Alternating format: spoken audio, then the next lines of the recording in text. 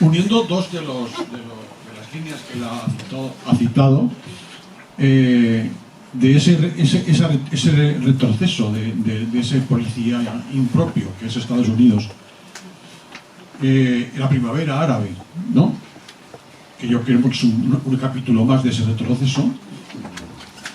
Eso ha hecho todos esos movimientos migratorios hacia Europa, a esos que tampoco sabemos gestionar, que es lo que ha dicho usted, ¿no?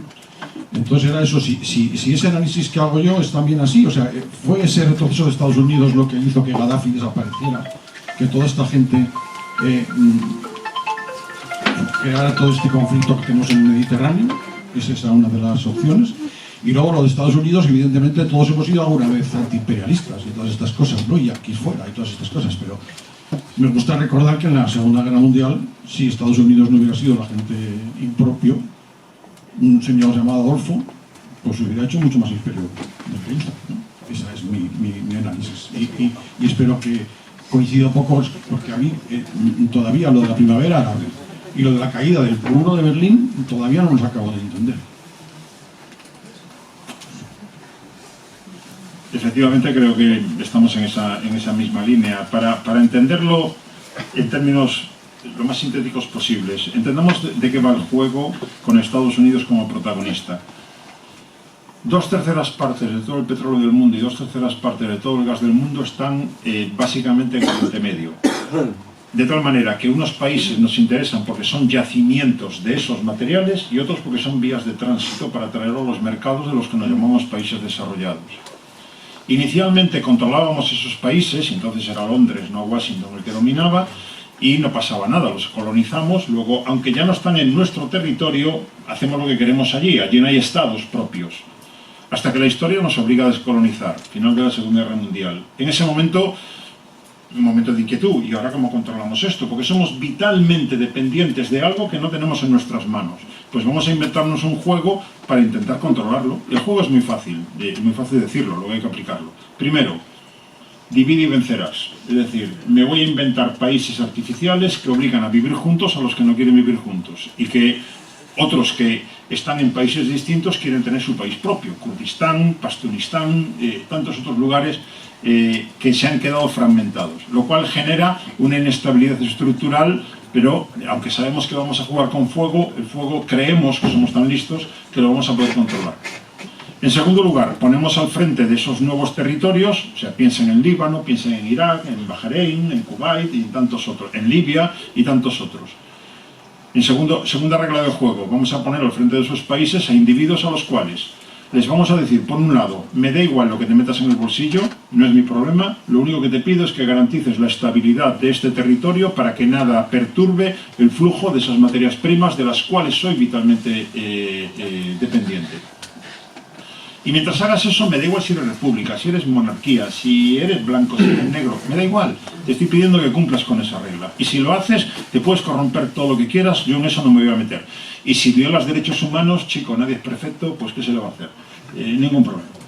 Tercera regla del juego. Como ya no estoy allí, y no puedo estar atendiendo a todo lo que ocurre todos los días en todos los rincones, voy a designar socios preferentes. Uno se llama Israel, por cuestiones geopolíticas, es el gendarme regional occidental en la zona. El problemilla es que Israel tiene su propia agenda y no siempre coincide con la de sus padrinos, y eso nos genera dolores de cabeza, pero hemos aprendido a aguantar el dolor de cabeza durante décadas. El otro es Arabia Saudí, tiene la cuarta parte de las reservas mundiales de petróleo y gracias a la colaboración con el régimen saudí podemos moderar los precios en el mercado internacional. Y el tercero es Irán, obviamente el Irán del Shah de Persia. Hasta que llega un señor que se llama Khomeini, que viene desde Francia a Teherán y derriba al Shah de Persia y define a Estados Unidos como el satán al que hay que eliminar. Pues tenemos un problema. A ver cómo reacomodamos esto para que la cosa siga funcionando. ¿Cómo lo intentamos reacomodar? Pues parcheando. Había un tipo alto y de bigote que se llamaba Saddam Hussein, que ese mismo año, 1979, llegó al poder, pues echamos mano de Saddam Hussein. Hombre, es que no es muy demócrata. Ya, pero ¿quién está buscando un demócrata? Estamos buscando a alguien que me tape el problema que me genera un Irán revolucionario que quiere expandir su modelo a toda la región. Y eso me altera el statu quo. Por tanto, alimentamos financiera, política y militarmente a Saddam Hussein, Primera guerra del Golfo, 8 años, 1 millón de muertos, y resulta que Irán no cae. No solamente Irán no cae, sino que imaginemos que si Irán era antioccidental en el 79, ¿cómo sería Irán en el 89, 10 años después? Y ahí tenemos el régimen iraní. Por lo tanto, estamos ahora viendo que está crujiendo el statu quo. Y otra vez por deterioro de liderazgo, por no ser capaz de imponer condiciones. De tal manera que, doy un salto por falta de tiempo, que cuando surge la primavera árabe, tuve la oportunidad de estar en Túnez la semana que cayó el dictador Ben Ali y un mes después en el Cairo, la semana que cayó Mubarak en Egipto. Era extraordinario. O sea, yo he visto personas como nosotros llorando a lágrima viva porque no pensaban que en su vida iban a ver la caída de un dictador que llevaban soportando eso toda su vida, o de sus herederos. La esperanza era impresionante, pero claro, de repente nos acordamos. O sea, esa gente, esa población civil en Siria y en otros países se están levantando pacíficamente contra sus dictadores, que matan al que le lleva la contraria, o lo meten en la cárcel o lo expulsan del país, diciendo, estamos alineados con lo que Occidente dice que hay que hacer. Democracia, Estado de Derecho, derechos humanos, por lo tanto, ahora vendrá la ayuda de Occidente para echarnos una mano. Y no llegó. ¿Por qué no llegó? No llegó por los barbudos. Porque claro, ¿qué hemos aprendido ya en el año 2011 de lo que había ocurrido anteriormente? Que cada vez que a la población árabo-musulmana le ha dado la oportunidad de votar libremente en unas elecciones, cosa que ocurrió por primera vez en Argelia en el 90, cosa que ocurrió en el territorio palestino en el 2006, cosa que ocurrió en el año 2011 en Egipto, ¿quién entraba por la puerta? Islamistas radicales, los barbudos. Pero es que resulta que los islamistas radicales son antioccidentales. ¿Y si no quieren jugar a nuestro juego? Por lo tanto, olvidémonos de nuestros valores, olvidémonos de nuestros principios, y si hay que decir a Abdel Fattah al-Sisi, presidente de Egipto, golpista, que es un chico majo, pues digámoslo. Y al-Sisi lo hemos recibido en todas las cancillerías occidentales, aliviados porque nos hizo el favor de librarnos de los barbudos. Por lo tanto, no es solamente en este caso deterioro, sino el temor a que el nuevo interlocutor quizá no quiere jugar a nuestro juego.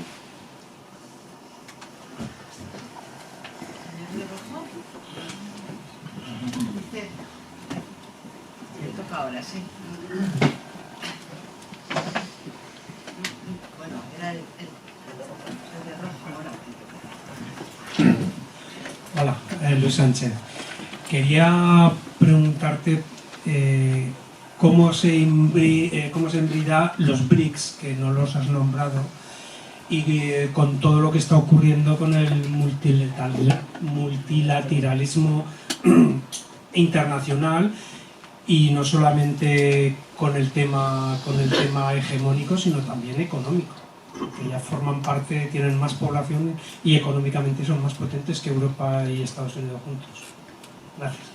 Gracias. Efectivamente no lo he nombrado, y a veces la falta de tiempo tiene las ventajas. O sea, el mero hecho de no haberlo nombrado quiere decir que no le he dado importancia, y así se puede interpretar inicialmente.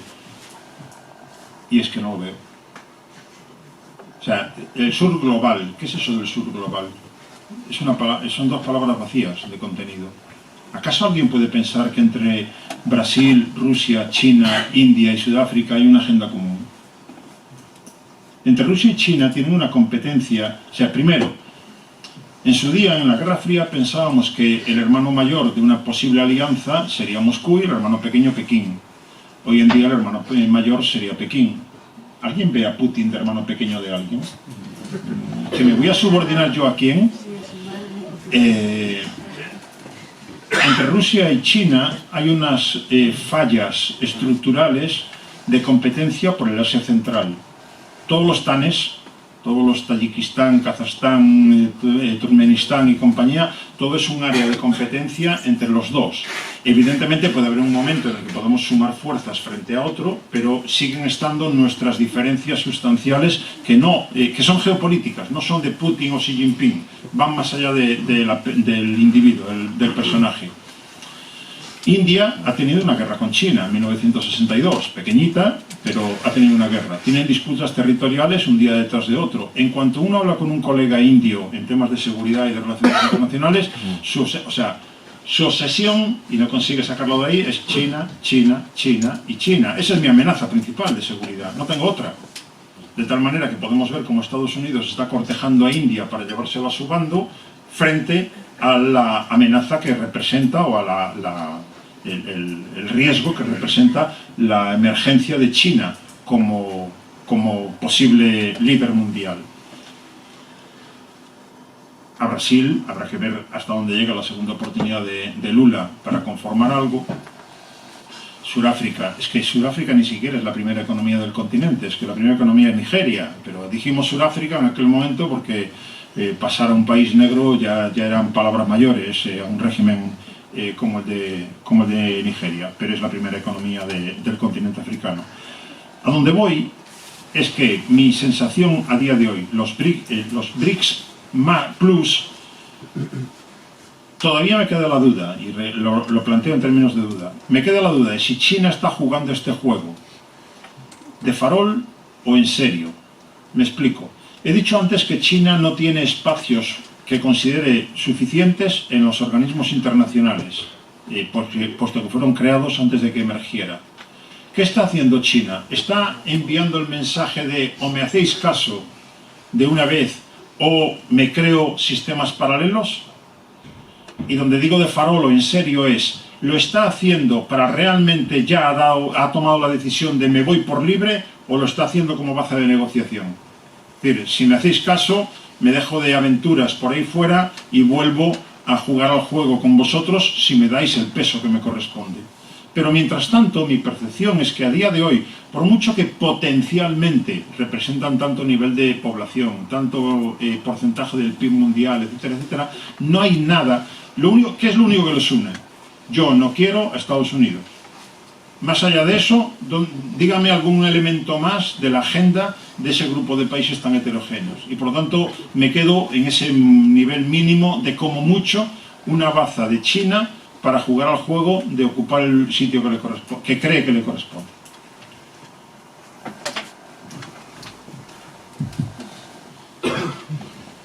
Hola. A ver, con respecto a las migraciones, ha comentado que hay 53 conflictos internacionales, o 56, perdón, pero que hay 92 países o 93 que están inmiscuidos en esos países.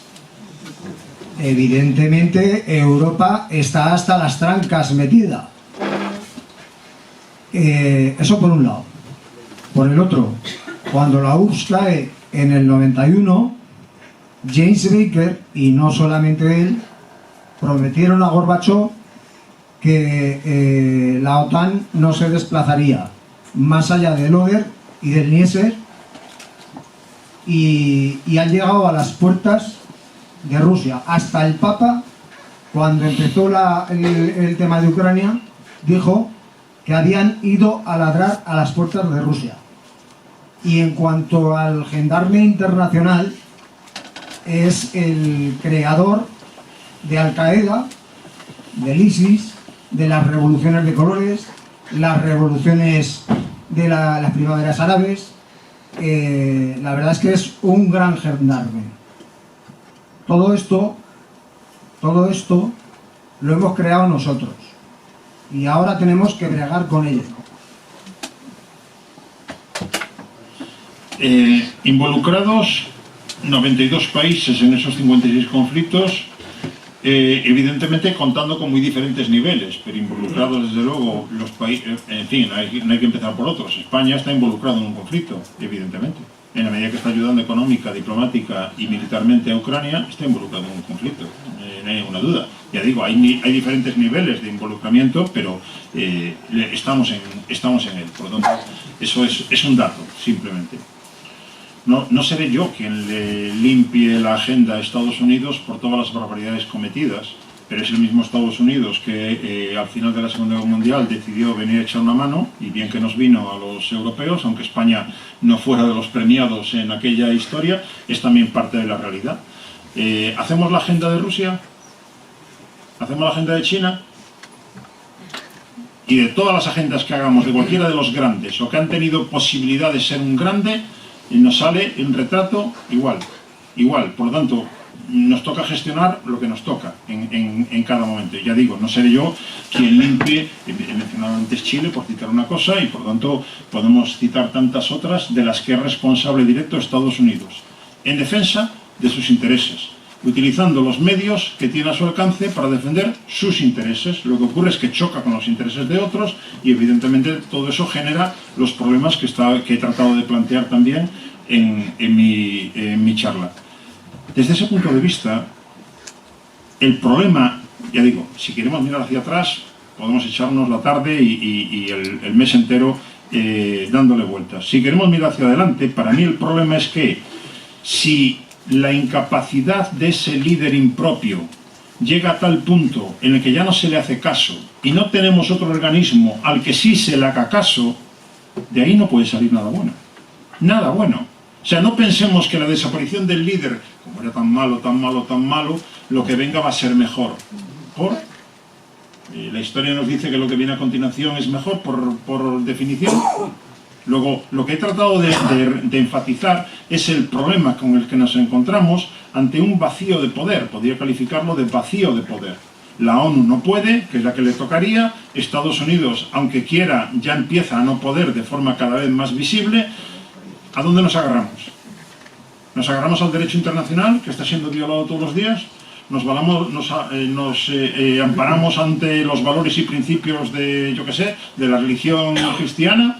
¿A dónde nos agarramos? Eso era lo que pretendía, sin dar una solución que no la tengo, es lo que pretendía transmitir básicamente. Y entonces me da igual si es Estados Unidos el que ha generado a Al-Qaeda, que obviamente que sí, y tantas otras cosas, o se llama, ya digo, el país que ustedes quieran. Es quien hace... O sea, a dónde voy, no sé si de la cama lo explico mejor, o sea, no se trata de que Estados Unidos tenga una maldad añadida a la de otros actores que han estado en su misma posición. Si hoy estuviéramos en el siglo XVI, estaríamos criticando a España, porque España era en aquel momento el hegemón mundial. Lo que pasa es que no lo hacía con internet, lo hacía con cañones, porque es lo que había, y hoy en día hay otros instrumentos. Pero el que ha tenido la oportunidad de gozar del privilegio del poder, lo ha utilizado a lo largo de la historia en defensa de sus propios intereses, no en defensa de los intereses de otro. Con otro lo que hace es colaborar, en todo caso, y aliarse. Pero entendamos que esto no va... En fin, para mí hay pocas frases más ridículas de cuando un gobernante de cualquier país del planeta habla de la profunda amistad que tiene mi país con el país tal. No, los países no tienen amistades. Amistades tenemos nosotros. Los países tienen intereses. Y si mi interés está alineado con el tuyo, hoy eres mi aliado. Y si mañana ya no, pues dejas de ser mi aliado. Así funciona el planeta. Y así lo hemos visto a lo largo de la historia.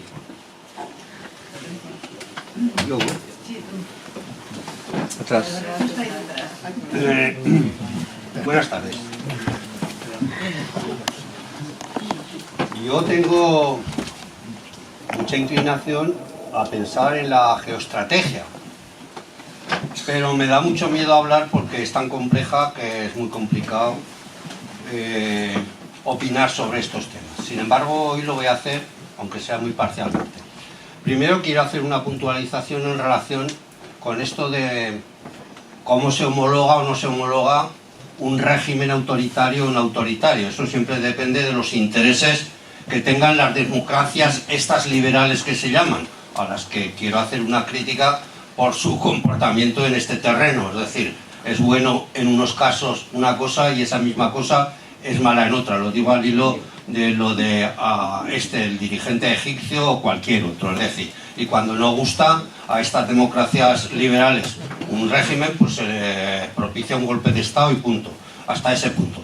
Bueno, pero me quería referir a otras cosas.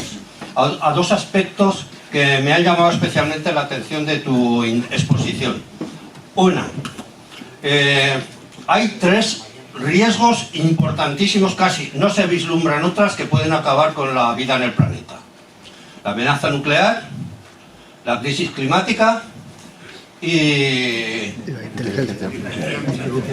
la inteligencia artificial, el problema tecnológico. Bueno, con las potencias o los actores principales de este mundo se podrían poner de acuerdo en mantener este statu quo, el statu quo actual, y dedicarse a ponerse de acuerdo para ver cómo se abordan estos problemas para que no desaparezca la vida en el planeta, porque claro, la confrontación nuclear puede llevar al suicidio, pero la inacción en este terreno respecto del cambio climático o respecto a la inteligencia artificial va a hacer peligrar la vida en el planeta. Me parece que eso es lo que has expuesto en la primera parte. Bueno, eso sería lo deseable, que los actores principales actuales, es decir, en el terreno de la potencia económica, tecnológica, etcétera, se pusieran a trabajar en eso. Pero vemos que no se dedican a eso.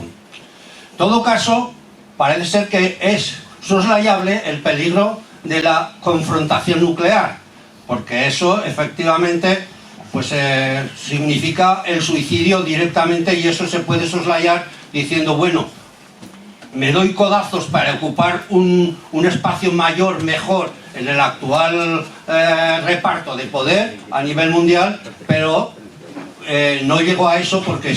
Pero los otros dos problemas no se solucionan así con el statu quo, porque no se hace nada. Es decir, en la crisis climática no se cumplen los acuerdos, y en el de la inteligencia artificial o tecnología ni siquiera se ha llegado a acuerdos ni a principios de acuerdos. Bueno, entonces la perspectiva es muy negra, ¿no? Si esos son los tres riesgos principales, si esos son los tres principales riesgos y el único que se puede evitar es uno, estamos abocados a la desaparición de la vida en el planeta. Pero yo me quiero referir también al otro aspecto, es decir, claro, se va a conformar en esta pelea o en esta confrontación por hacerse un espacio a codazos en el concierto ese internacional.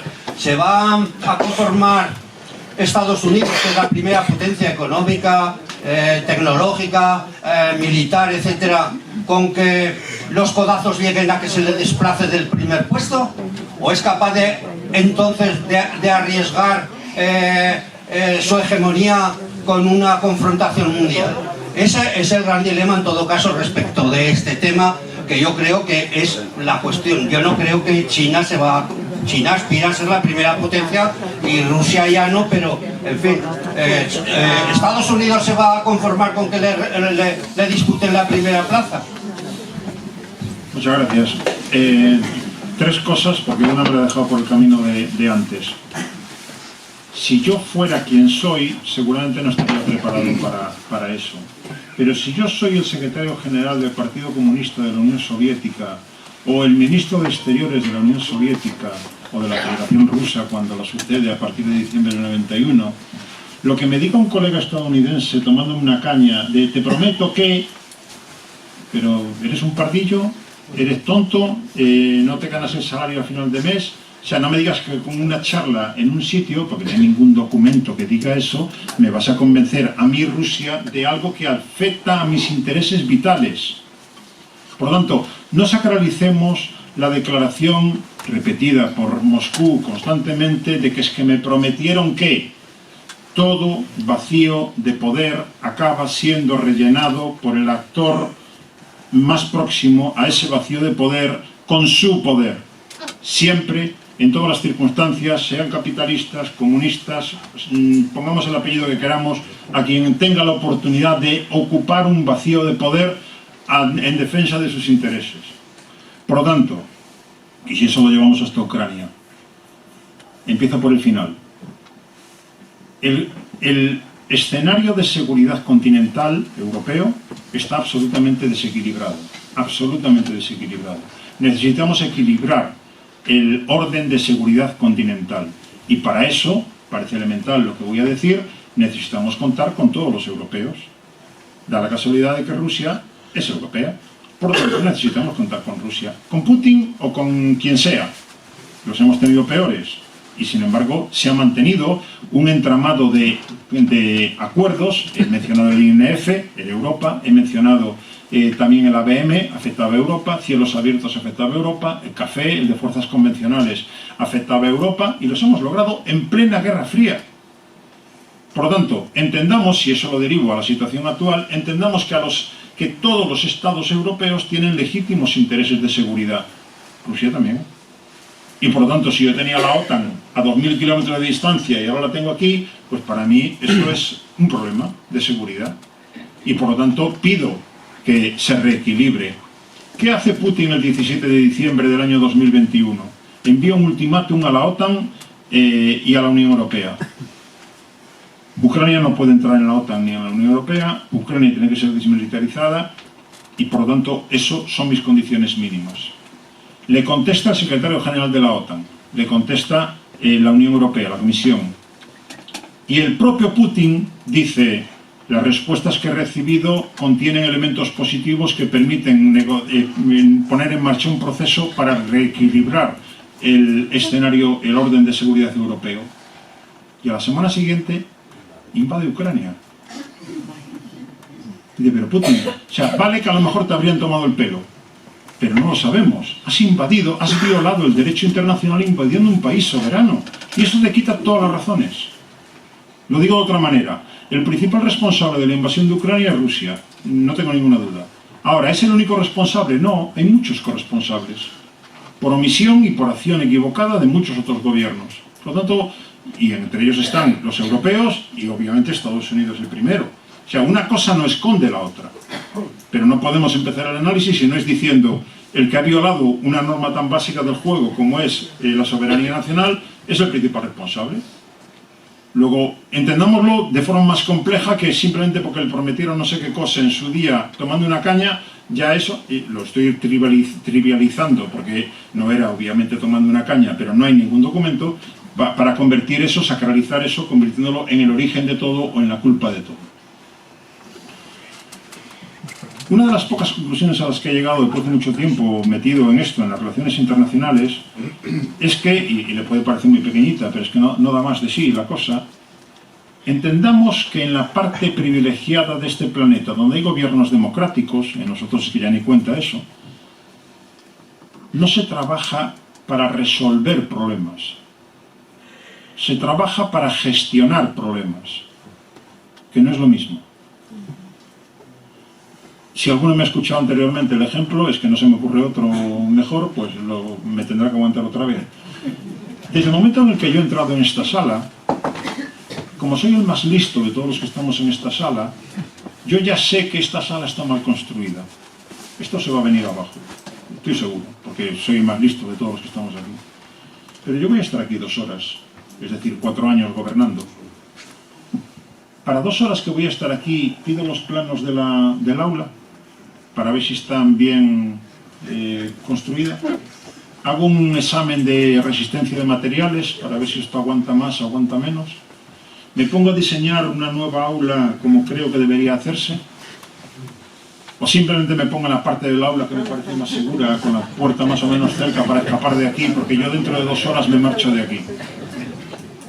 El siguiente que entre, que será incluso más listo que yo, hará el mismo planteamiento.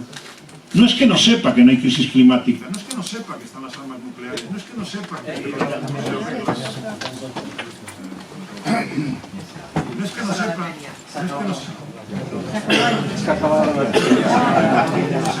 Dale el micro.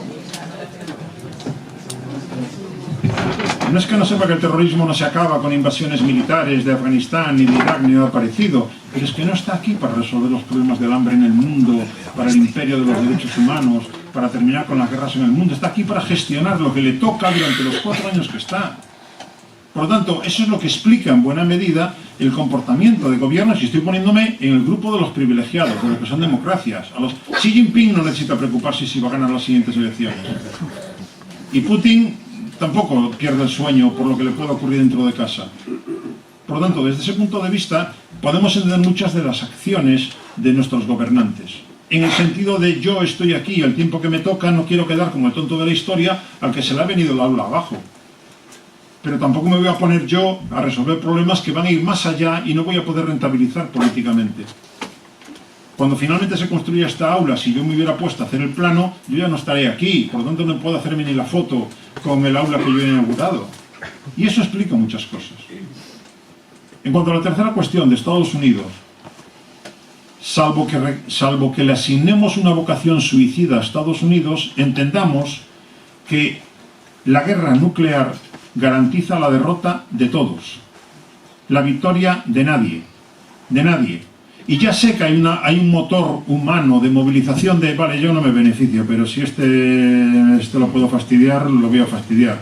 Ya, pero no puedo creer, si me pongo en plan académico, es la trampa de Tucídides, cosas que se vienen mencionando de que en toda situación histórica ha habido un hegemón y un aspirante que trata de echarlo de ahí. Se produce una confrontación directa que hace que el hegemón se mantenga o que el aspirante lo sustituya. Sí, hasta el arma nuclear. Desde entonces, vuelvo a lo de antes, dígame una batalla en la que se hayan enfrentado soldados soviéticos con soldados estadounidenses. No la ha habido. ¿Por qué? Porque saben que si chocan, me has pisado el pie, yo te pego un golpe en la rodilla. Como me has pisado en la rodilla, yo te corto el cuello. Como me has cortado el cuello, yo te machaco la cabeza. Y llegamos al umbral nuclear. Mejor no. ¿Saben que entre India y China, potencias nucleares, los soldados chinos e indios que andan por la frontera entre los dos países no llevan armas? Y que la última guerra en la que murieron 20 y pico soldados de un lado y de otro fue con palos y piedras. ¿Qué pasa? ¿Que no tienen armas? ¿O que sus gobiernos entienden que si se enfrentan directamente con armas ya nos ponemos en este nivel? Después de este nivel viene este, y luego viene este, y tenemos armas nucleares. Bueno, pues ellos mismos han entendido, no teniendo vocación suicida, que mejor que vayan con piedras y con palos, y vale, pues te demuestro que estoy cabreado contigo, pero no quiero llegar a mayores por ese camino. Eso no garantiza nada.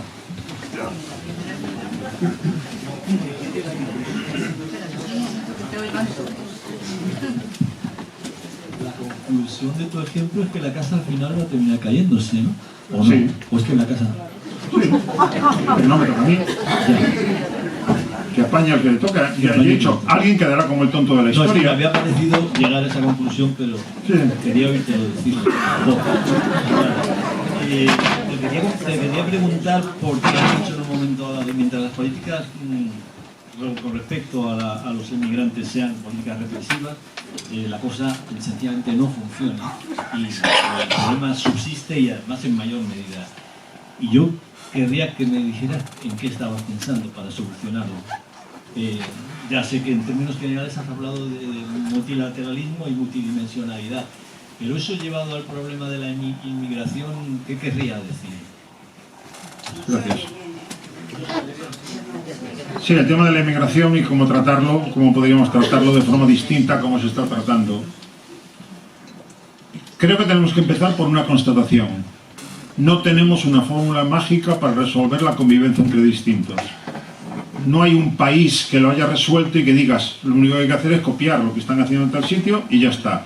Estamos condenados a prueba y error.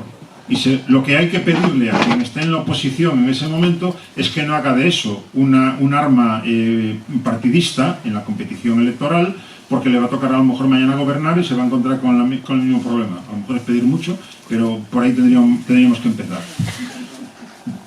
En la medida en la que el enfoque policial securitario dominante no funciona, deberíamos hacer caso a aquello que decía Einstein, que decía que locura era hacer una vez y otra vez y otra vez y otra vez lo mismo, esperando resultados distintos. Ya has visto.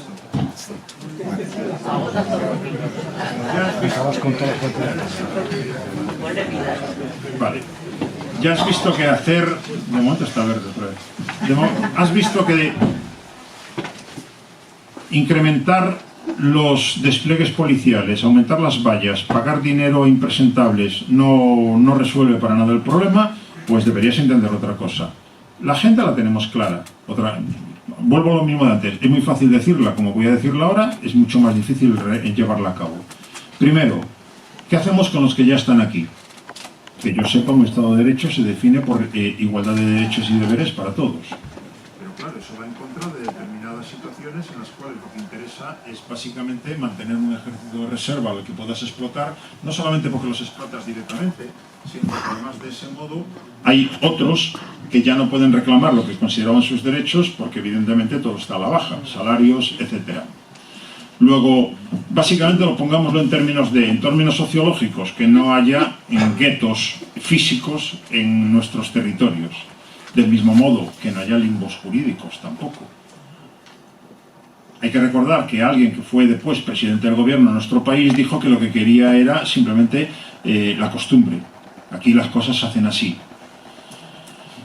Yo a veces tengo miedo de que me quiten el pasaporte. O sea, yo no me tomo la paella los domingos con la familia. Nunca he ido a una corrida de toros. Y lo de las fallas y la feria de abril me espantan. Por lo tanto, a la mínima me veo en riesgo de perder la nacionalidad. O sea, ¿qué es lo de que siempre se ha hecho así? O sea, estamos en una situación en la que se trata de que igualdad de salario a igualdad de trabajo, no limbos jurídicos por otro lado. Por lo tanto, ¿qué tomamos de referencia? La tenemos, la Declaración Universal de los Derechos Humanos. No es que siempre se ha hecho así, no, se ha hecho así cuando éramos otro tipo de sociedad, pero es que ahora somos otra sociedad distinta. Ha costado muchísimo que Ceuta y Melilla hayan reconocido la fiesta del Cordero como fiesta local. ¿Atenta a algún derecho humano? Que la fiesta del Cordero sí y la Virgen de yo que sé qué no, porque allí más del 60% de la población es de identidad musulmana, españoles de identidad musulmana. Pues creo que de eso se trata, movernos de nuestras referencias habituales para crear un espacio de convivencia entre distintos, que siempre va a generar problemas, ninguna duda. Por lo tanto, los que están aquí dentro ya, también en términos políticos, no me quiero olvidar, poder elegir sus representantes o ser elegido como representantes de otros. Y cada sociedad tendrá que responder a cuánto tiempo mínimo de estancia para poder acceder a esos derechos. Está claro. A los que están viniendo. Para los que están viniendo, yo creía haber aprendido, con temas de derecho internacional, que las embajadas de mi país, en África, por ejemplo, eran territorio español. Por lo tanto, ¿por qué un individuo que quiere conseguir derecho de asilo o un visado para entrar no puede ir al consulado en ese país, sino que tiene que físicamente llegar hasta territorio nacional para poder, como mínimo, solicitar ese derecho? Le estamos obligando a ser explotado por mafias que van a violar sus derechos de manera sistemática, que los van a matar en muchos casos y que por lo tanto no le van a permitir en la mayoría de las ocasiones llegar hasta ese territorio nacional. Por tanto, se trata básicamente de no colaborar con mafias. Es que estamos colaborando con mafias. Es decir, cuando la Unión Europea dice que ha llegado a un acuerdo con Libia para el tema migratorio, ¿quién es el interlocutor? Yo he estado hablando con un tipo que me decía, soy el ministro de Exteriores de Libia. Y claro, como uno es educado no lo hace, pero decía, pues como usted hay dos más que dicen que son lo mismo. ¿Con quién estamos hablando? ¿Quién es la autoridad en Libia hoy? Por lo tanto, entendemos que estamos poniendo dinero de nuestros impuestos en manos de mafias criminales que trafican con personas en Libia. Sencillamente, pero a nosotros nos vale, a nuestros gobiernos les vale, porque de ese modo nos quitan parte del problema, porque ya desde Libia no pueden encontrar las mismas facilidades para llegar al territorio comunitario. Por lo tanto, se trata básicamente de eso. Y para los que sueñan con venir algún día, ¿qué estamos haciendo ¿qué estamos haciendo para contribuir a que tengan unas condiciones de vida digna en sus lugares de origen? No, bueno, la cooperación al desarrollo. ¿Alguien piensa que con el 0,7% que nunca hemos cumplido, no digo España ni toda la OCDE, arreglaríamos el problema? Pues evidentemente no. Cuando hablamos de cooperación al desarrollo, hablamos de reglas comerciales justas, arquitectura financiera internacional que no discrimine del acceso a los mercados a los gobiernos que quieran apostar por el desarrollo de su gente. Hablamos de tratamiento de la deuda externa para condonar o reformar esa deuda por desarrollo en esos países. Por lo tanto, si fuera verdad, es que el colmo de los colmos es que el problema no es que vengan. El problema es que no vengan. Porque como no vengan, nuestros modelos de bienestar están a punto de crujir.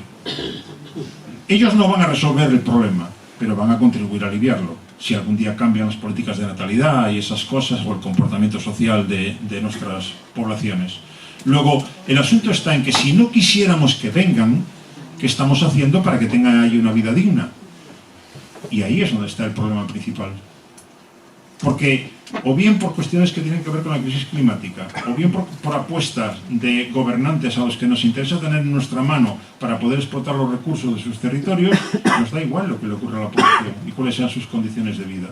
Luego, eso que estoy diciendo es una mínima agenda para trabajar en otro sentido. ¿Estamos en ella?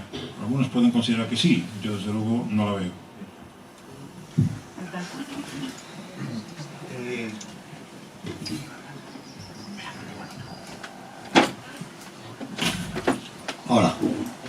Soy José Antonio Matas. Yo sé que el asunto es mucho más complejo de lo que se puede tratar en una charla tan estupenda como la que ha dado usted, pero por supuesto limitada. Pero del mensaje que nos transmite cabría deducir, aunque sea, como digo, sintético, un conformismo atroz. Esto tiene que seguir así, porque si no, lo que venga es peor. Y esta no es la primera vez que pasa esto en la historia de la humanidad. Imperios ha habido siempre. Desde los asirios hasta aquí ha habido unos cuantos. Y todos han caído. Y ha habido inestabilidad, por supuesto. Pero es que ahora hay estabilidad. ¿Para quién hay estabilidad? Entonces, creo que ese mensaje conformista, pues no. Y luego, con respecto a la amenaza nuclear, es cierto, es un cambio histórico trascendental. Esto no había pasado nunca en la historia de la humanidad. Pero el cambio climático también. La desaparición de la vida no solo puede darse por el arma nuclear, sino que puede darse también por la tremenda contaminación que estamos viviendo, y que nos lo están diciendo todos los científicos, y por otro factor que lo han mencionado, pero que a mí se menciona poco y para mí es enormemente importante, que es el crecimiento demográfico impresionante, muy difícil de sostener en el planeta. Cuando vivía Jesucristo se cree que en todo el mundo había como unos 500 millones de personas. Hoy estamos pasando los 8.000 millones y vamos camino de los 10.000 en 15 años. Ese es otro problema tremendo, ¿no? Bueno, pero quiero decir que eso, yo no soy conformista, ni quiero ser conformista, ni creo que la respuesta esté en el conformismo.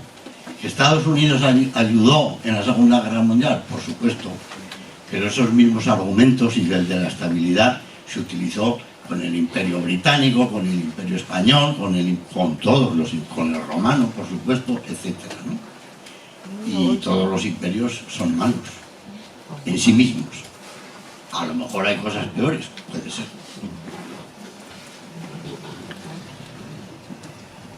Siento...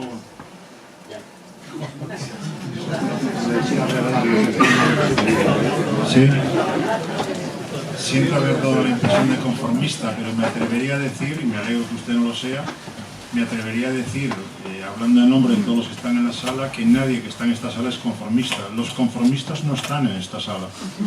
Los conformistas están viendo si su jugador favorito marca goles o no marca goles, o si la cantante o el cantante tal, o la actriz o el actor tal se ha vestido de pantalones o se ha vestido de faldas. Por lo tanto, no me sitúo para nada, ni desde luego mi intención era de conformarme, entendiendo en todo caso que hay unas constantes que se repiten a lo largo de la historia, que es la voluntad de poder, y que quien en un momento determinado tiene el poder, evidentemente lo va a vestir con las palabras más bonitas que sean. La mínima es estabilidad.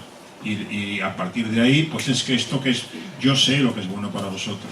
Y aunque os cueste y aunque me critiquéis, yo voy a imponer mi dictado porque en el fondo es bueno para vosotros. Así es como nos lo venden una vez tras otra, evidentemente. Y ya se trata de cada uno de nosotros que se lo crea o no se lo crea ese tipo de discursos. De luego no es mi caso. El problema demográfico, evidentemente, es algo que hay que contemplar, aunque es cierto que parece hasta ahora, y llevo más de 30 años intentando seguir esos datos, no se ha cumplido una sola vez las previsiones de crecimiento demográfico que ha hecho la Oficina de Población de la ONU en los últimos 40 años. Alguna vez acertará, pero de momento no se han cumplido. Y de tal manera que aunque hoy hemos pasado los 8.000 millones, el ritmo de crecimiento de la población mundial se ha reducido de manera significativa, cuando hemos llegado al punto en el que para China hoy el envejecimiento sea uno de los principales problemas que tiene mirando al futuro como resultado de la política de hijo único, es algo que no pensábamos que iba a llegar, y ha llegado también. No quiero decir con eso que se alivie el problema, ni mucho menos, hay que dar respuesta a. El problema viene por otro lado.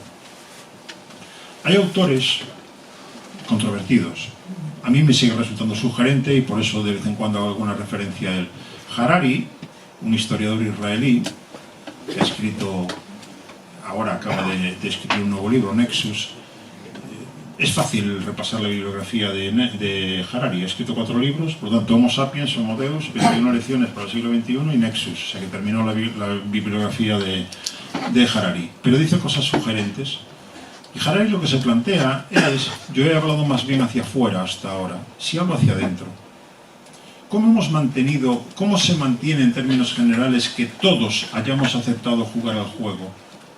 Se mantiene en la medida en la que tenemos la creencia, porque es una creencia, de que también hay sitio para nosotros en el juego.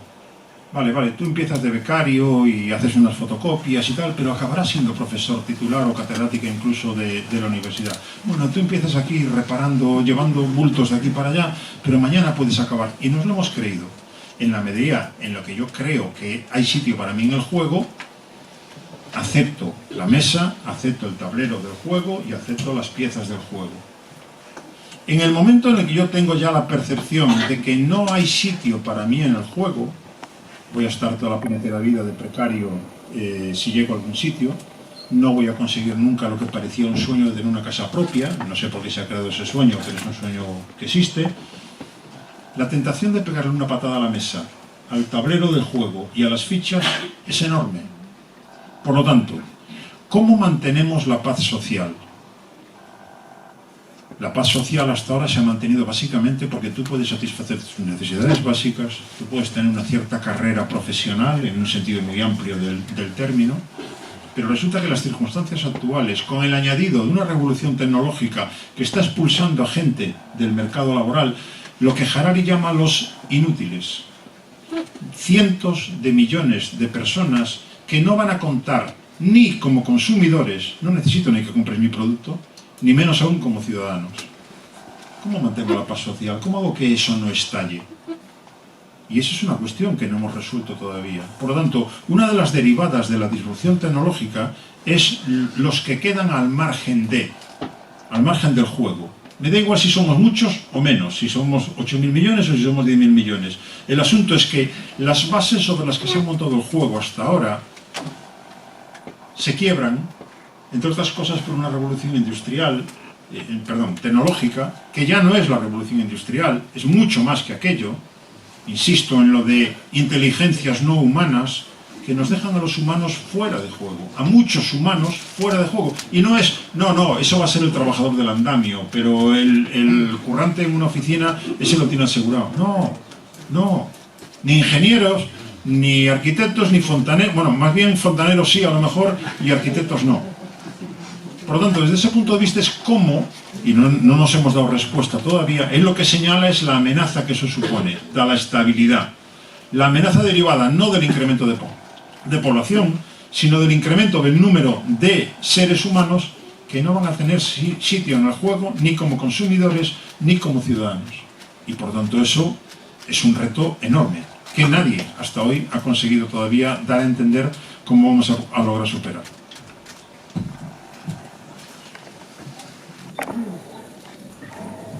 Gracias por esta charla a todos. Jesús, encantado de verte otra vez. Has cumplido, la verdad es que, bueno, son temas tan extensos. Pero yo quería llevarte a un sitio donde has hablado de la hegemonía de Estados Unidos. Yo quiero hablar de la hegemonía del dólar. Y cómo le dijeron a Arabia Saudí, mira, tú me traes el petróleo, yo te hago dólar, el dólar lo imprimo yo y vamos que chutamos. Y entonces llega a Venezuela y dice, voy a vender mi petróleo, dice, en dólar. No sé quién compró en dólar. Entonces lo que mi pregunta es, ¿esa hegemonía puede ser afectada por los BRICS estos, los nuevos, si acaso hacen una moneda nueva para ellos? No sé, porque había algún intento de Rusia de que robles esto, el yen o tal. La otra cuestión que quería preguntarte, sé que no lo sabes, ¿qué va a pasar con Gaza? ¿Los van a matar a todos? ¿O sigue así? ¿O tienes alguna solución que vas a intervenir tú? Vamos. Pero lo del dólar es verdad, lo otro es broma. Desde que te he visto en la sala sabía que podía hacer mi presentación sin nombrar Palestina, porque iríamos a Palestina, y por lo tanto me alegro porque si no tendría que sacarlo yo de la nada, evidentemente. Antes de ir a Palestina, con el tema del dólar, Evidentemente hay ese intento de terminar con el dominio del dólar, porque evidentemente eso es una de las principales palancas que tiene Estados Unidos para ejercer el liderazgo que ha mantenido durante décadas. Intentos ha habido varios, pero hasta ahora no ha fructificado ninguno. Y se me hace muy difícil, es que claro, me lo preguntas una semana en la que acabamos de ver que el rublo está, que ahora mismo hacen falta 105 rublos para conseguir un dólar, cuando antes de la invasión de Ucrania le bastaba con 83, si no recuerdo mal. Pues parece que no le está yendo muy bien al rublo. Es decir, ¿sobre qué base respaldas una moneda común? Entre países que, ya digo, no tienen ninguna agenda común que no sea la insatisfacción que les genera el dominio de Estados Unidos. Luego, es una de las cosas en las que más fácilmente me podré equivocar, porque como parte de una posición de escepticismo sobre lo que pueda dar de sí la iniciativa de los BRIC, pues eso me lleva a ningunear o a rebajar cualquier expectativa de lo que de momento han conseguido poner en marcha. Pero ya digo, para eso está el tiempo, para demostrarnos en dónde nos equivocamos y dónde acertamos. Con respecto al tema palestino, por un lado, doble vara de medida bien evidente con relación a Rusia en Ucrania, con relación a Israel en Estados Unidos. Israel, tenemos que partir, yo creo, de esa posición, porque si no hay cosas que no entenderíamos. Israel tiene 76 años de edad. Si tú, desde el momento de tu nacimiento, has sido educado en la idea de que para ti no existen límites, de que tú puedes cruzar todas las líneas rojas que se te antojen, puedes hacer tu real gana, porque no vas a tener que pagar ni un coste, ¿no les parece raro que a los 76 años de repente me convierta en un ser racional que admita que, vale, sí, hay límites, hay cosas que no se pueden hacer? Porque por un lado va en contra de los valores y principios que digo que me definen, y porque por otro lado suponen violaciones del derecho internacional, y a mí me interesaría que el derecho internacional funcionara, puesto que me encuentro rodeado de países que dicen que quieren destruirme. Luego, sabiendo que no soy lo suficientemente fuerte para derrotarlos a todos, debería interesarme un orden internacional que funcione. Luego no debería ser yo el principal encargado de llevármelo por delante. Pero es que ha sido educado así durante 76 años. Por lo tanto, pedirle a Israel ahora mismo que cambie de comportamiento es salirse de la realidad. Coincide que estamos ante el gobierno más extremista de la historia de Israel, con una visión iluminada que les hace entender que están ante la oportunidad histórica de conseguir su objetivo fundamental. Su objetivo es el dominio total del territorio que hay entre el río Jordán y el mar Mediterráneo solo para los judíos. Y creen estar ante esa ventana de oportunidad que a lo mejor no se les abre nuevamente. Luego están en ello y con prisas, por decirlo así. Y a eso se le añade un segundo factor, que es de tipo personal, que se llama Benjamín Netanyahu. Benjamín Netanyahu lleva más de 14 años en el poder en diferentes etapas. Benjamín Netanyahu tiene 3 causas judiciales que, si llegan al final, pueden suponer fuertes condenas de cárcel. La mejor manera de evitar que la acción de la justicia caiga sobre él es prolongar y ampliar el conflicto. En la medida en la que ese conflicto siga adelante, no hay elecciones anticipadas. Si no hay elecciones, no voy a perder el puesto que tengo. Mientras estoy en el puesto que tengo, puedo seguir adelante con la reforma judicial que le quite autoridad al Tribunal Supremo. Ellos no tienen Tribunal Constitucional. Al Tribunal Supremo le quita competencias, de tal forma que una mayoría parlamentaria puede anular una decisión del Tribunal Supremo. Es decir, garantizar que no voy a acabar en la cárcel. Luego, esos 2 factores son los que creo que tenemos que poner por delante de todo lo demás, con el añadido, si seguimos en esa lista, de que si yo tengo un respaldo de Estados Unidos, del líder mundial, diplomático, que bloquea cualquier resolución en el Consejo de Seguridad que pueda afectar a mis intereses, económico, que hace que el esfuerzo bélico que estoy realizando en Gaza y en Cisjordania me esté saliendo gratis, porque me lo pagan los contribuyentes estadounidenses con todos los paquetes de ayuda que consigue el gobierno de Netanyahu, y militarmente, de tal manera que no solamente me suministra armas, sino que además despliega sus propios medios en la región, para que cuando Irán o cuando el grupo yemení de Ansar Allah lanza sus misiles contra mí, pues son los barcos estadounidenses los que los destruyen. Pues evidentemente, si tengo ese respaldo, todo lo que me digáis los demás, de que os parece mal lo que estoy haciendo, no es que me entre por un oído y me salga por el otro, es que no me entra ni siquiera por el oído. Estoy en otra dimensión, en otro plano. Por lo tanto, si a lo que he dicho se le añade una Unión Europea fragmentada internamente, de tal forma que, empezando por la señora Ursula von der Leyen, con la visita que hizo en el arranque de esta etapa del conflicto, al presidente israelí, demostrando el respaldo absoluto, si tengo una Alemania que no se va a salir del guión habitual, y detrás de Alemania Países Bajos y República Checa y unos cuantos más que se van añadiendo a la línea, pues de Bruselas no me va a venir nada que me pueda preocupar. De tal manera que vemos como ni siquiera la Unión Europea se ha atrevido a convocar una reunión del Consejo de Asociación Unión Europea-Israel, que en el capítulo 2 del acuerdo determina que una violación sistemática de derechos humanos puede bloquear las relaciones con Israel. Ningún gobierno se va a atrever. Incluso si lo traigo a España. ¿Ha hecho España algo distinto a otros? Sí. Podemos considerar incluso que ha sido valiente porque le ha dicho a Netanyahu a 2 metros cosas que no le gustaban a Netanyahu, y que además ha reconocido el Estado de Palestina. Pues depende con que lo compares. En términos simbólicos hay gestos, pero es que lo que necesitamos ahora son hechos, no gestos. Por lo tanto, España, comparado con otros que han mirado para otro lado o se han dado la vuelta, pues ha hecho más. Pero claro, ya había 140 y pico países que habían reconocido a Palestina antes. No es que digas, no, fíjate España lo que ha hecho, el primero que reconoce el Estado palestino.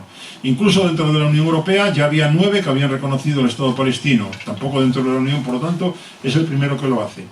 Y hay una cuestión que yo últimamente menciono en relación con eso, las decisiones de un gobierno. Si tú reconoces el Estado de Palestina, ¿no debería ser inmediato que abras una embajada en la capital de ese Estado? ¿Va España a abrir una embajada en Palestina? Evidentemente no. Pues nos volvemos a quedar en los gestos, otra vez. Que bienvenidos sean, mejor que nada, pero que no pensemos que con eso hemos cambiado las cosas.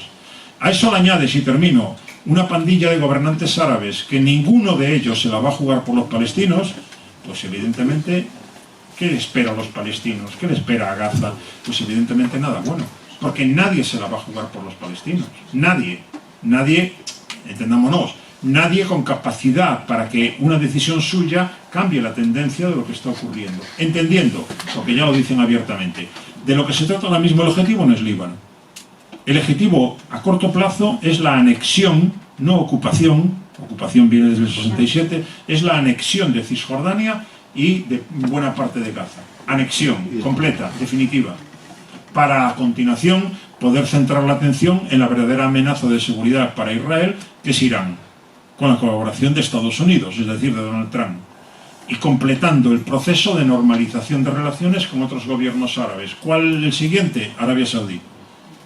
Falta que se muera el rey, que está ya en sus últimas, porque se entiende que no darían el paso seguramente, pero que Mohammed bin Salman dé el paso a partir de ahí con el respaldo de Trump es algo previsible. Bueno, pues de ahí no sale nada que permita mantener el sueño de tener un Estado propio para los palestinos. Creo que es algo que se deriva, y otra vez, y permita que vuelva al mismo tema, ¿eso es conformismo? No, es el reflejo de la realidad. A mí lo que me toca es analizar la realidad. Yo puedo tener mi propia percepción, puedo hacer carta a los Reyes Magos todas las que yo quiera. ¿Cómo se arreglaría el conflicto palestino-israelí? Yo puedo hacer la carta a los Reyes Magos. Pero todo lo que yo ponga en esa, empezando por el final de la ocupación, está fuera de la realidad, está fuera de la agenda política. Por lo tanto, da igual la creatividad que tengamos imaginando cosas que podrían cambiar la situación. Igual se me escucha suficiente. No, ¿Para qué no se hace? Ah, perdón.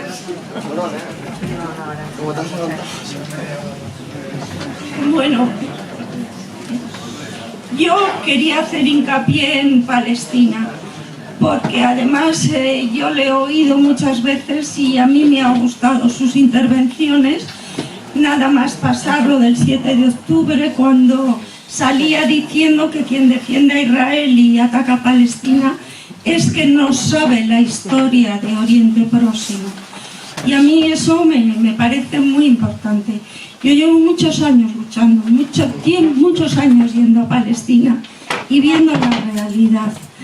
Entonces me duele muchísimo, y lo que me duele es que no se apoye a la resistencia palestina y que la llamen como terrorista. A mí eso es lo que me duele.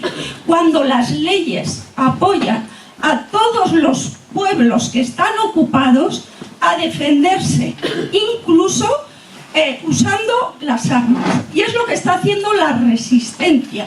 Y la resistencia es Hamás, es la yihad islámica, es el Frente de Liberación por Palestina y el Frente Popular para la Liberación de Palestina. No ese gobierno que hay en Ramallah, que es un gobierno corrupto, que es un gobierno que va en contra de la resistencia de Cisjordania, que los asesina, que los encarcela, que hay 11.000 encarcelados en las cárceles de Palestina, entre ellos 700 niños, y que son los que reciben los sueldos de la CIA. Entonces, es que el reconocer el pueblo palestino y el no apoyar a la resistencia palestina, a mí me parece un error. Yo soy de los que defiendo y apoyo a la resistencia, que son los que están dando su vida y los que verdaderamente están apoyando al pueblo palestino. Gracias. Gracias. Decía Inés al principio cuando me presentaba, recuerdo ahora que todo depende cuando empieza uno a contar la película. Todo actor implicado en un conflicto intenta empezar a contar la película en la escena en la cual aparece como agredido. Nadie se presenta diciendo soy el agresor que voy a matar a estos. De tal forma que Israel tiene su película, obviamente los palestinos tienen su película y muchos otros tienen su película. Si algo podemos tener claro a estas alturas es que esto no empezó el 7 de octubre del año pasado. A esas alturas ya llevamos 6 guerras árabe-israelíes, 2 intifadas palestinas y 5 operaciones de castigo de Israel en la Franja de Gaza, en lo que llevamos de siglo. Por lo tanto, esta es la 6ª, a una dimensión mucho mayor, pero eso son datos. Tenemos un problema en este terreno, y es que el concepto del terrorismo es un concepto que no está consensuado a nivel internacional. De tal forma que cada uno utiliza la palabra terrorista para cualquier cosa. Es una palabra llamativa y por lo tanto unos hablan de terrorismo de Estado, no existe el terrorismo de Estado. Otros hablan de terrorismo medioambiental, terrorismo contra las mujeres, terrorismo... ¿De qué estamos hablando? O sea, terrorismo es violencia, violencia motivada políticamente. Y por lo tanto hay cosas que no corresponde utilizar esa palabra, pero la utilizamos continuamente. Pues bien, la cuestión es la ventaja que ha obtenido Israel, en este caso, en el uso del lenguaje que hemos ido en general asumiendo de manera pasiva. La primera de esas cuestiones, no, es que esto es antisemitismo. Cada uno puede utilizar la palabra que quiera, pero entendamos por lo menos lo que estamos utilizando. Tan semita es un judío como un palestino. Por lo tanto, cuando hablamos de antisemitismo está fuera de lugar la palabra. Estaríamos hablando de antijudaísmo en todo caso, si queremos asignarlo solamente a los judíos, porque si no estamos metiendo también a los palestinos. Y sin embargo hemos asumido lo de antisemita como una forma general de explicar algo que va contra los judíos, como si los palestinos no fueran semitas, porque entonces entendamos la derivada. Si no eres semita, es que no eres de aquí. Ya, es que no eres de aquí. Entonces, ¿de dónde eres? ¿De qué planeta vienes? Porque los de aquí, semitas, somos los judíos. Tú serás que eres de otro sitio. Luego yo soy el que de la tierra, esta tierra me corresponde y me la ha dado mi Dios. Desde esa misma perspectiva, Israel reclama continuamente que lo que está haciendo es legítima defensa. Es que el derecho internacional dice que la legítima defensa es entre estados. Y por lo tanto, en la medida que Israel no reconoce al territorio palestino como un estado y en la medida en la que el régimen que se aplica en el caso de Gaza y Cisjordania es el de ocupación, la ocupación, según el derecho internacional, reconoce el derecho a la resistencia armada contra el ocupante. Por lo tanto, siempre podrán decir los palestinos lo que estoy haciendo resistencia armada frente al ocupante, siempre intentará Israel plantearlo como estoy haciendo legítima defensa frente a los que me quieren mal. Y de ahí no hay forma de salirse si no entendemos el lenguaje, el significado de diferentes palabras.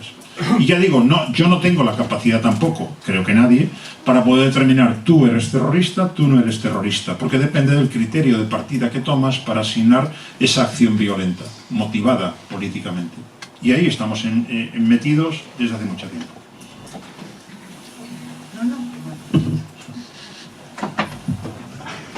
Gracias, sí. Dos preguntas que además me habían traído precisamente aquí a la charla. Una de ellas, de las 3 amenazas que ha caracterizado, sobre la tercera que hemos hablado, se ha comentado poco, la de la inteligencia artificial. Esa amenaza fundamentalmente se refiere a la exclusión que va a proyectar en el futuro de toda una serie de sectores productivos, o tiene otra serie de implicaciones que van más allá de la meramente relacionada con el mercado laboral, por llamar de alguna manera, que es más que eso, ¿no? Es una de las preguntas que yo creo que además es de absoluta actualidad, ¿no? Esa cuestión, o de futura actualidad. Y la segunda cuestión, he estado leyendo un sector de lo que se denomina los neocon, o como se pueda denominar en este momento, que hablan ya de una figura que es la del emperador tecnológico, en la que ya entiendo que entran a rivalizar con otros regímenes, diciendo pues que se puede prescindir de los formalismos del liberalismo para pasar directamente a competir directamente en regímenes occidentales estrictamente autoritarios. Esto en el panorama actual, viendo cómo se producen las relaciones internacionales, las correlaciones de fuerza, estoy hablando de que esto lo están formulando gente de los equipos de Trump, ¿no? Esto, ¿qué visos, en su opinión, tiene de progresión y de consolidación a corto plazo? Gracias. Está hablando con un ignorante, o sea, yo más allá de nivel usuario a la baja, en todo lo que tenga que ver con informática me supera el tema, por lo tanto no tengo información concreta sobre el tema, pero sí percepciones o intuiciones en función de lo que leo, y lo que leo evidentemente va mucho más allá del mercado laboral. No se trata solamente de que haya gente que vaya a quedar sin trabajo. Lo que vemos de momento, lo que los datos nos dicen, es que se destruyen más empleos de los que se están creando por las nuevas tecnologías. Veremos a dónde nos lleva eso. También es cierto que en momentos anteriores se dijo lo mismo con otras tecnologías que aparecían, que iban a destruir evidentemente actividades que existían hasta ese momento. Pero que claro, para alguien como es mi caso, que trabaja en temas de seguridad, yo lo que me temo es que esos sistemas nucleares no los maneje un ser humano, sino que los maneje una inteligencia no humana con otros criterios distintos, que hayan sido alimentados en su origen por humanos, pero que ya son capaces de tomar decisiones propias. Y en función del criterio que tú le aplicas a esa inteligencia artificial generativa que pones en marcha, en función de esos criterios, si lo que se trata es de maximizar tus intereses a toda costa, pues si es a toda costa, es a toda costa. Por lo tanto, en el supuesto que se planteaba antes, pues Estados Unidos puede entender que si perder el liderazgo es algo inaceptable, que utilice todos los elementos a su alcance para poder evitarlo, y que por lo tanto, aún sin voluntad humana, acabemos en ese tipo de escenarios. Eso es algo que tenemos que entender. También es cierto que a lo largo de la historia hemos visto cómo ha habido una corriente de pensamiento que determina que la tecnología nos va a arreglar los problemas. Siempre la tecnología nos va a arreglar los problemas. Cambio climático, tonterías de cambio climático. Esto seguro que vendrá una tecnología que lo arregle y terminará con el hambre en el mundo y con tantos otros problemas que tenemos ahora. Más aún, la inteligencia artificial, como puede manejar tantos datos, los Big Data, como puede manejar tantos datos, podrá llegar a identificar patrones de comportamiento que nos resuelvan esos problemas. Bueno, pues es una corriente de pensamiento que está ahí y que hay que contar con ella. Yo desde luego no tengo tanta creencia, tanta confianza en que la tecnología me vaya a resolver los problemas de mi vida, pero ya digo, es un futurible en el que no me atrevo a ir mucho más allá. Bien, va a ser esta ya la última palabra, ¿vale? Ya no hay más palabras.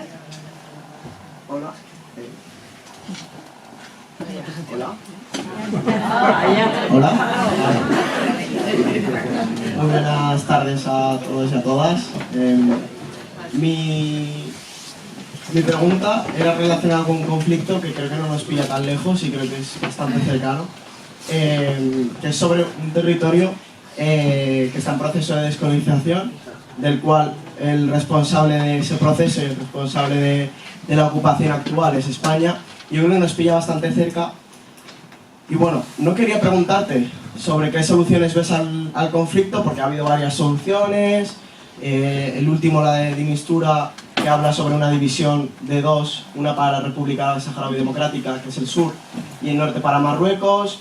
hay bastantes soluciones. Entonces no te quiero preguntar sobre eso, sino algo más cercano y algo que me puedas responder mejor, que es la última victoria para el pueblo saharaui, que ha sido ante el Tribunal de Justicia de la Unión Europea el pasado 4 de octubre, donde el Tribunal de Justicia Europeo deslegitima los acuerdos de agricultura y pesca con Marruecos y de forma directa o indirecta reconoce al Frente Polisario como único y legítimo representante del pueblo saharaui, ya que ha representado al pueblo saharaui durante el transcurso judicial. Simplemente eso y muchas gracias. Gracias. No debería dar por aceptada la pregunta porque tendría que intentar acabar con algo positivo y de nuevo el tema saharaui no me lo permite, quiera o no quiera. Una de mis preguntas constantes durante las ocasiones que he tenido estando en los campamentos saharauis en la zona de Tinduf era de dónde sacan la esperanza para levantarse cada mañana. Y así llevan desde el año 75 y lo que les queda todavía. En la medida en la que lo que me toca es analizar y no resolver problemas, si yo analizo el tema del conflicto saharaui y veo que el tiempo corre a favor de Marruecos de manera, yo diría ya, inexorable, lo mismo que he dicho antes de los palestinos, lo puedo decir de los saharauis. Nadie se la va a jugar por los saharauis. Y nadie empieza por Argelia, que es el primero de los que teóricamente respalda, deja parte de su territorio, no el mejor desde luego, para los refugiados saharauis. Eso lo vimos después del 11S. Después del 11S, Argelia fue de los primeros que le dio a Bush, hijo, la lista de los que consideraba terroristas, porque dice, si lo que están buscando es terroristas, yo tengo aquí unos cuantos que son barbudos, pues si se los pueden llevar por delante, o si me deja que se me los lleve por delante, pues mejor todavía. Con lo cual, un régimen argelino que estaba demonizado en aquel momento consiguió de ese modo volver a colocarse en línea dentro de los que estaban en el lado correcto de esta historia. Existe el grupo de amigos del secretario general de la ONU para el tema saharaui. Estados Unidos. Estados Unidos es netamente pro-marroquí. Estados Unidos, por cuestiones geopolíticas, tiene el interés claro de que los dos que controlan la puerta de entrada y salida en el Mediterráneo, en Gibraltar, que son Marruecos y España, tienen que tenerlos de su lado. Por lo tanto, Estados Unidos respalda a Marruecos porque le interesa tenerlo en su bando, y si para Marruecos el tema saharaui es un tema de unidad nacional, es una de las cuestiones en las que la monarquía ha conseguido aunar diversidad de opiniones, cosa que no consigue en otros terrenos, pues evidentemente eso hace que para Washington sea importante tener contento a Marruecos. ¿Cómo lo ha hecho? Pues Donald Trump, como recordarán, en el año 2020, cuando ya había perdido las elecciones, reconoció al Sáhara Occidental como, al territorio de la República Árabe Saharaui Democrática, como territorio marroquí. Londres, Reino Unido, pues lo que diga Washington, no se va a desmarcar de ahí, por tanto, otro más que se apunta al bando marroquí. Rusia, por razones que se me escapan, Rusia nunca ha querido tener un papel protagonista en el tema saharaui, de tal manera que no ha hecho tampoco de esa una cuestión que contraponga a otras cuestiones ni en el ámbito del Consejo de Seguridad ni en ningún otro ámbito para hacer de ello una defensa real de la causa saharaui. Francia, acabamos de ver el último viaje que ha hecho Macron, acompañado de más de 120 empresarios a Marruecos. Francia entiende que ese es territorio propio, a fin de cuentas lo tuvo colonizado durante mucho tiempo, y que no se le va a escapar. Y además sabe cómo es el juego. La cosa es, Marruecos, cuando Francia está enfadada con Marruecos, cuando Francia está enfadada con Marruecos, España va a Marruecos y dice, hola, buenas, ¿qué hay de lo mío? A ver lo que saca. Cuando Marruecos está enfadado con España, Francia va inmediatamente allí y dice, oye, ¿qué hay de lo mío? A ver lo que saca. Y ya últimamente también con Italia. Con lo cual Marruecos tiene cogida la medida del juego y le saca a cada uno lo que le apetece, sabiendo que en lugar de trabajar juntos en el marco de la Unión Europea con respecto a Marruecos, trabajamos en términos nacionales, en términos nacionalistas, anacrónicos, absolutamente disfuncionales, cosa de la cual se aprovecha Marruecos. Pues bien, Francia entiende que un Marruecos en su bando también le interesa, no solamente económicamente, y por lo tanto ya ha tomado posición nítida, irrevocable. Quedaba España, que es el último de los miembros del grupo de amigos que estoy mencionando. España ha mantenido una posición en general de lo que llamamos oficialmente neutralidad técnica. Era yo lo que diga la ONU, sabiendo que lo que diga la ONU no va a resolver el problema, con lo cual démosle largas. Hasta que España ha entendido que por cuestiones muy concretas, colaboración en narcotráfico, del cual Marruecos es uno de los principales productores de hachís, colaboración en inmigración irregular, si Marruecos me echa una mano en controlar lo que viene para mi territorio, pues tendré que compensarlo con algo. Y en terrorismo yihadista, Marruecos ha sufrido el terrorismo yihadista igual que España, por esas tres bazas. Si hay que pagar un peaje, y el peaje se llama abandonar la posición pro-saharaui, donde la mayoría de la población española está situada, pues se paga el peaje. Y ha habido que buscar la manera en la que, cómo yo, gobierno español, presento a mi población, que es mayoritariamente pro-saharaui, esto que acabo de decir. Yo lo puedo decir porque no soy representante gubernamental, no lo puede decir un representante del gobierno, no ni el anterior ni el siguiente, porque evidentemente sería restarse votos. Por tanto, o se vende de otra manera, o como ocurre actualmente, no se vende, no se explica. Hemos dado un giro que no hemos explicado. Y la gente puede empezar, que sabrán de Sánchez con lo del Pegasus, hasta dónde lo tendrán cogido, cómo es que ha girado. No, hay que entender que es colaboración en narcotráfico, colaboración en migración y colaboración en terrorismo yihadista. Con una pega. Y es que a Marruecos le hemos dado de este modo, no solamente el mango de la sartén, sino la sartén entera. De tal manera que Mohamed VI nos puede tomar el pelo cuando quiere y volver a abrir Ceuta y Melilla cuando le dé la gana, o volver a dejar que las pateras salgan, o volver a no colaborar en esto o en lo otro, cada vez que le da la gana. Porque sabe que si España en ese momento se pone tonta, pues tiene a Francia o tiene a Italia, con lo cual puede jugar prácticamente. ¿Todo eso a costa de quién? De los saharauis. Por tanto, tardará más tiempo, tardará menos tiempo, pero todo va en el sentido de que Marruecos está cada vez más cerca de conseguir una soberanía formal del territorio saharaui. Que después incluso alguien pueda soñar, que ya es difícil soñar con eso, que un Estado tan centralizado y tan autoritario como el marroquí va a permitir la descentralización y que va a permitir una especie de autonomía a ese territorio de las provincias saharauis o de las provincias del sur, como le llama Rabat. Bueno, por soñar, algunos pueden soñar esas cosas. Pero que vaya a haber un Estado soberano llamado República Árabe Saharaui Democrática es algo que desde mi punto de vista está absolutamente fuera de la agenda. Bien. Muchas gracias.